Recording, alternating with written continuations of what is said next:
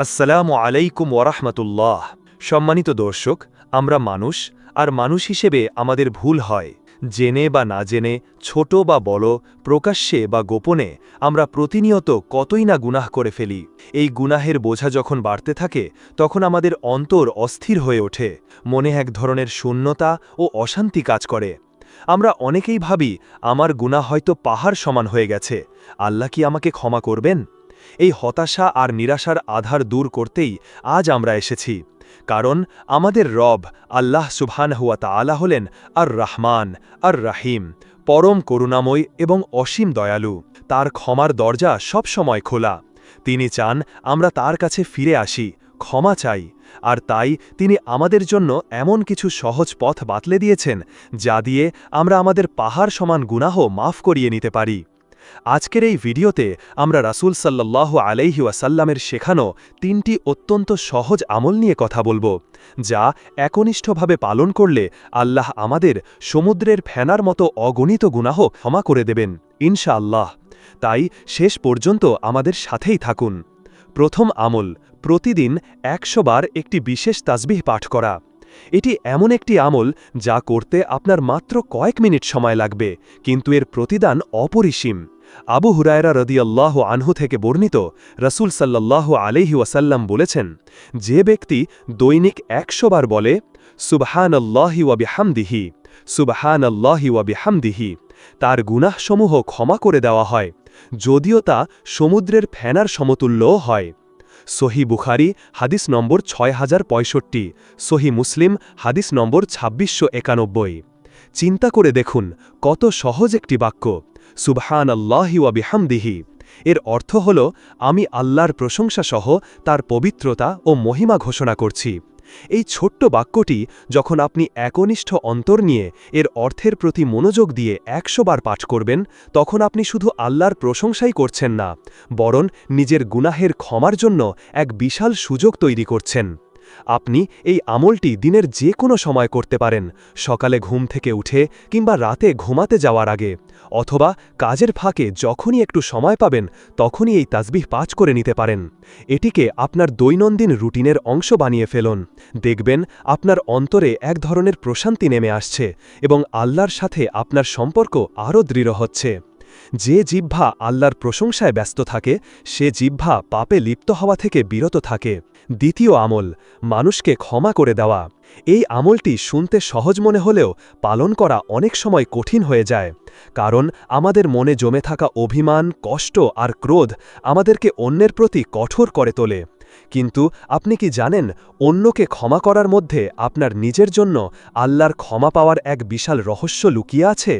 পবিত্র কোরআনে আল্লাহ সুবহানাহু ওয়া তাআলা বলেন, তারা যেন ক্ষমা করে এবং উপেক্ষা করে।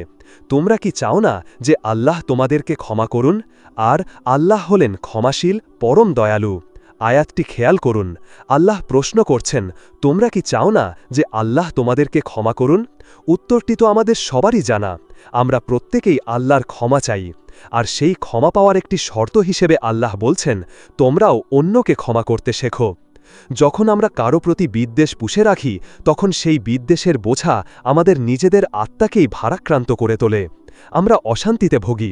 কিন্তু যখন আমরা শুধু আল্লাহ সন্তুষ্টির জন্য কাউকে মন থেকে ক্ষমা করে দিই, তখন আমরা নিজেদেরকে সেই মানসিক বোঝা থেকে মুক্ত করি। আর এর বিনিময়ে আল্লাহ প্রতিজ্ঞা করছেন, তিনিও আমাদের ক্ষমা করে দেবেন। আপনার ওপর কেউ জুলুম করেছে, আপনার মনে অনেক কষ্ট, তবুও যখন আপনি বলবেন, হে আল্লাহ, আমি তোমার সন্তুষ্টির জন্য তাকে ক্ষমা করে দিলাম, তুমিও আমার গুনাহ ক্ষমা করে দাও, তখন আল্লাহর আরশ কেঁপে ওঠে। তিনি তার বান্দার এই মহানুভবতা দেখে এতটাই খুশি হন যে তিনি তার বড় বড় গুনাহ মাফ করে দেন। সুতরাং আজই একবার ভেবে দেখুন, আপনার অন্তরে কারোর জন্য কোনো ক্ষোভ বা ঘৃণা পুষে রেখেছেন কিনা। যদি রেখে থাকেন, তবে আল্লাহর ক্ষমার আশায় তাকে ক্ষমা করে দিন। দেখবেন আপনার নিজের অন্তরই কতটা হালকা আর প্রশান্ত হয়ে গেছে। তৃতীয় আমল, প্রত্যেক ফরজ সালাতের পর নির্দিষ্ট তাসবিহ পাঠ করা। আমাদের তালিকার তৃতীয় এবং শেষ আমলটি আমরা প্রতিদিন ৫ বার করার সুযোগ পাই। এটিও অত্যন্ত সহজ, কিন্তু এর ফজিলত অসাধারণ। আমরা অনেকেই ফরজ সালাতের পর দ্রুত উঠে যাই, কিন্তু এর পরের ছোট্ট এই আমলটি আমাদের গুনাহ মাফের কারণ হতে পারে। আবু হুরায়রা রাদিয়াল্লাহু আনহু থেকে বর্ণিত, রাসূল সাল্লাল্লাহু আলাইহি ওয়াসাল্লাম বলেছেন, যে ব্যক্তি প্রত্যেক সালাতের পর ৩৩ বার সুবহানাল্লাহ, ৩৩ বার আলহামদুলিল্লাহ এবং ৩৩ বার আল্লাহু আকবার বলবে, যা সর্বমোট ৯৯ বার হল, এবং ১০০ বার পূর্ণ করতে বলবে, লা ইলাহা ইল্লাল্লাহ ওয়াহদাহু লা শারীকা লাহ, লাহুল মুলকু ওয়ালাহুল হামদ ওয়াহুয়া আলা কুল্লি শাইইন কাদির। এর অর্থ হল, আল্লাহ ছাড়া কোনো সত্য উপাস্য নেই, তিনি এক, তার কোনো অংশীদার নেই, রাজত্ব একমাত্র তারই, সমস্ত প্রশংসাও একমাত্র তারই জন্য, আর তিনি সব কিছুর ওপর ক্ষমতাবান। ৫ ওয়াক্ত ফরজ সালাতের পর এই আমলটি করতে সর্বোচ্চ ২ থেকে ৩ মিনিট সময় লাগে। আমরা সালাতের জন্য এতটুকু সময় তো দিতেই পারি, তাই না? এই শব্দগুলো শুধু মুখে উচ্চারণ করা নয়, বরং অন্তর দিয়ে এর তাৎপর্য অনুধাবন করার চেষ্টা করুন।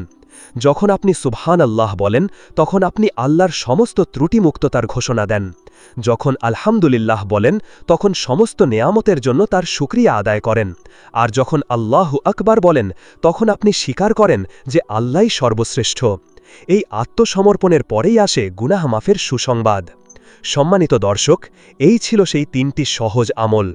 আসুন আরেকবার সংক্ষেপে জেনে নিই। ১. প্রতিদিন ১০০ বার সুবহানাল্লাহি ওয়া বিহামদিহি পাঠ করা। ২. আল্লাহর সন্তুষ্টির জন্য মানুষকে ক্ষমা করা। এবং ৩. প্রত্যেক ফরজ সালাতের পর নির্দিষ্ট তাসবিহ পাঠ করা। এই আমলগুলো আমাদের দৈনন্দিন জীবনে অন্তর্ভুক্ত করা মোটেই কঠিন কিছু নয়। প্রয়োজন শুধু একটু সদিচ্ছা আর একনিষ্ঠ প্রচেষ্টা। শয়তান আমাদেরকে সব সময় নিরাশ করতে চাইবে, আমাদের গুনাহের কথা স্মরণ করিয়ে দিয়ে বলবে, তোমার ক্ষমা নেই। কিন্তু আমরা আল্লাহর রহমতের ওপর ভরসা রাখব। তিনি আমাদের মায়ের চেয়েও বেশি ভালোবাসেন, তিনি শুধু সুযোগ খোঁজেন আমাদের ক্ষমা করার। আসুন আমরা আজই প্রতিজ্ঞা করি, এই সহজ আমলগুলোর মাধ্যমে আল্লাহর নৈকট্য লাভের চেষ্টা করব এবং আমাদের গুনাহের বোঝা হালকা করব। আমিন। আজ এ পর্যন্তই। ভিডিওটি যদি আপনার হৃদয় ছুঁয়ে যায়, তাহলে এটা শেয়ার করে আপনার প্রিয় মানুষদেরকে এই তথ্যটি জানিয়ে দিন, যেন তারাও এটি জানতে পারে। এরকম ইসলামিক তথ্যবহুল ভিডিও সবার আগে পেতে চ্যানেলটি সাবস্ক্রাইব করে পাশের বেল আইকনটি ক্লিক করে রাখুন।